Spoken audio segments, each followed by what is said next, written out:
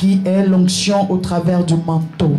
Ce soir, je vais parler de quelque chose de très intéressant, mais surtout de puissant prophétiquement, parce que nous pouvons parler de certaines choses intéressantes, mais qui ne sont pas utiles pour notre développement physique, surnaturel, prophétique. Alléluia. Ce soir, je vous parlerai de quelque chose d'intéressant. C'est un thème très intéressant qui va faire du bien à vos oreilles, faire du bien à vos cœurs, mais surtout faire du bien à votre vie surnaturelle, votre vie prophétique. Et je vais introduire ce message qui parle de l'onction au travers du manteau. Et ce soir, je démarre la première partie avec le verset le livre de Marc 5, verset 27. Je vais commencer ce soir par la lecture. Marc 5, verset 27. Le livre de Marc 5, qui est dans le Nouveau Testament, au verset 27, me dit: ayant entendu parler de Jésus, elle vint dans la foule. Ayant entendu parler de Jésus, elle vint dans la foule par derrière et toucha son vêtement.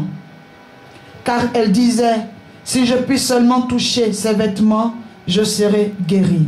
Mais je vais faire plaisir à une personne qui ne comprend pas, parce que tous ceux qui écoutent l'émission ne sont pas convertis, en montant deux versets plutôt à partir du verset 25. Marc 5, verset 25.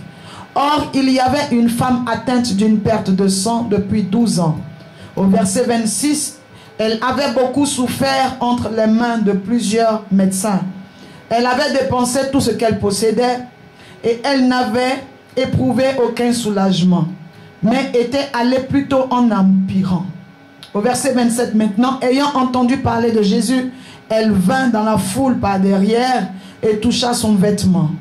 Au verset 28, car elle disait: si je puis seulement toucher ses vêtements, je serai guérie.